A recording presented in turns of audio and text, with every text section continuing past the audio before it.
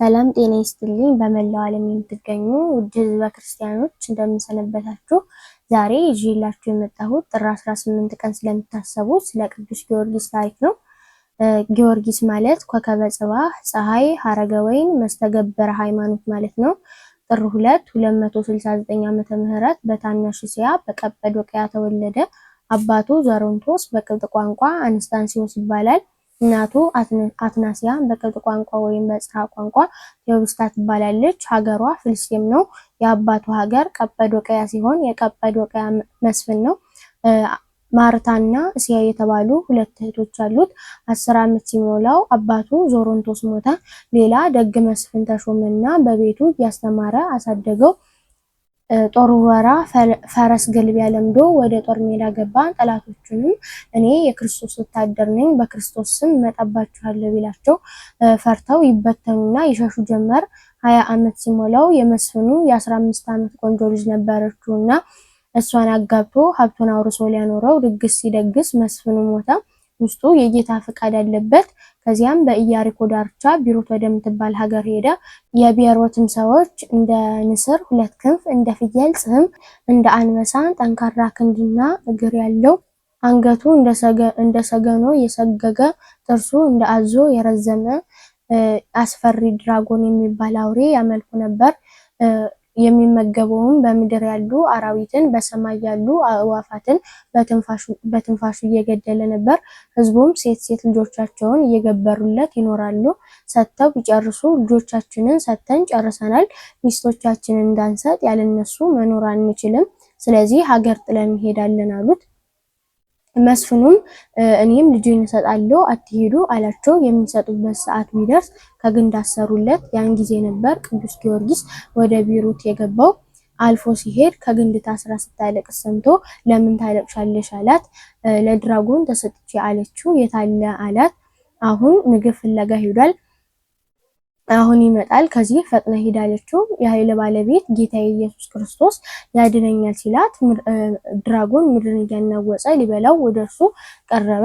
በስመ ሥላሴ ቢያማትብበት በላዩ ያደረ ሰይጣን እንደ ጉንበኖ እንደ ጢስ ተኖ ጠፋ።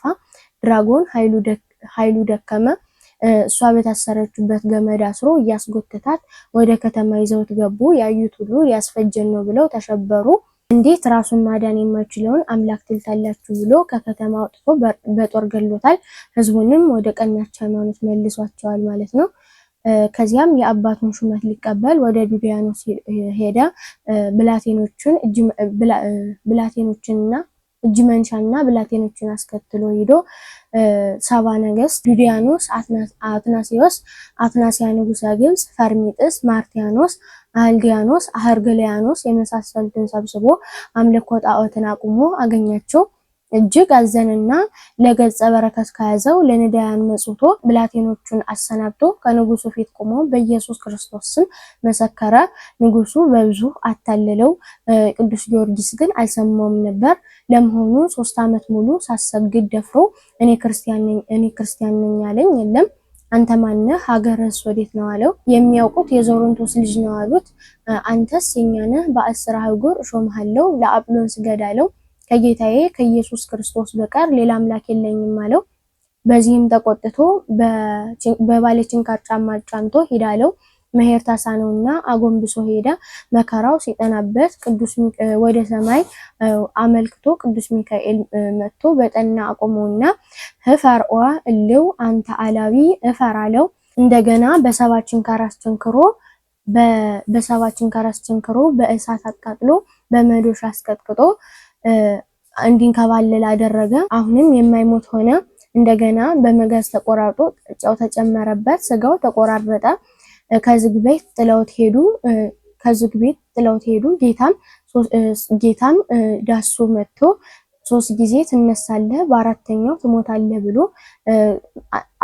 አጽናንቶታል። ሲነገም ሄዶ አምላኬ አስነሳኝ እፈራለው። ዱድያኖስም ይህንን በስራ የሚገድልልኝ ቢኖር ቤቱን በወርቅ ሞላለታለሁ ብሎ አስነገረ። በዚህም አዋጅ መሰረት አትናሲዮስ የተባለ መሰሪ መርዝ ቀምሞ በላም ፈትኖ ሰጠው። ቅዱስ ጊዮርጊስም በስመ ሥላሴ አማትቦ ቢጠጣው ፊቱ እንደ ፀሐይ በርቶ እንደ ጨረቃ ደምቆ እንደ ጽጌያት አሸብርቆ ተገኘ። አትናሲዮስም ተገርሞ አመነ። ቅዱስ ጊዮርጊስ የቆመባትን ምድር በእግሩ ቢረግጣት ውሃ ፈለቀ። ከዚያም ወደ ሰማይ ቢያመለክት ሐዋርያው ቶማስ መጥቶ አጠመቀው።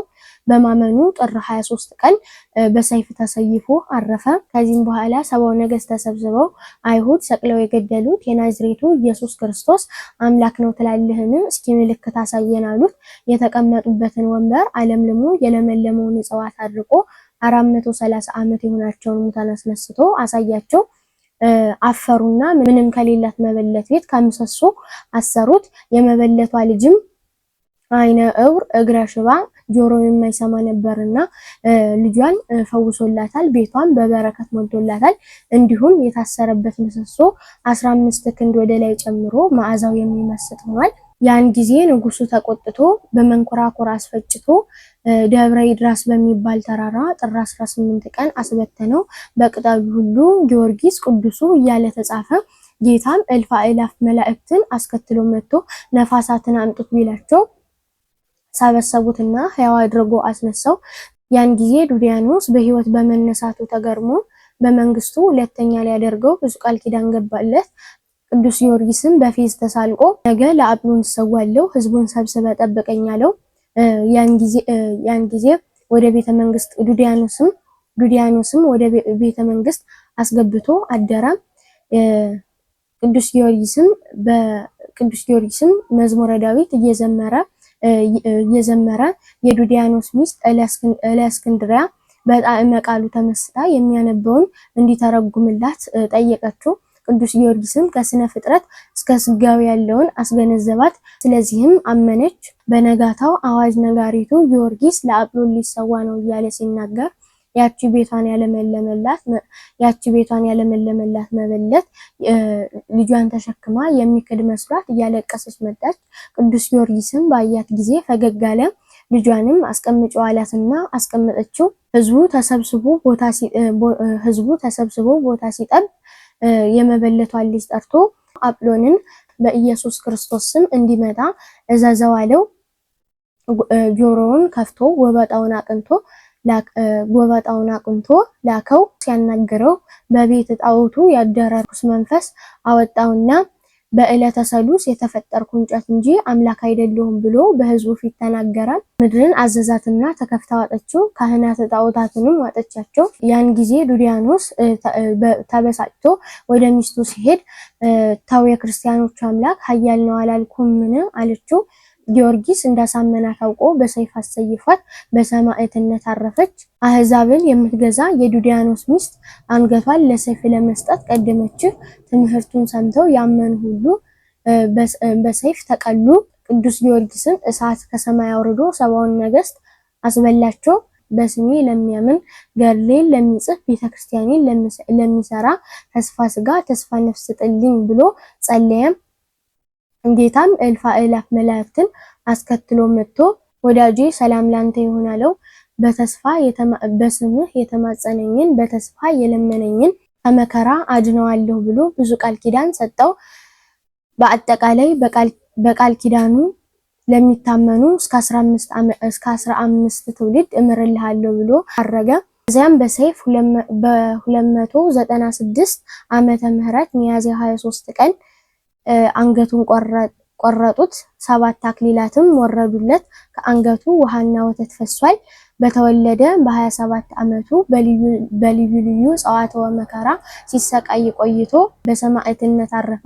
የዕረፍቱ መታሰቢያ ሚያዝያ 23 ቀን ነው።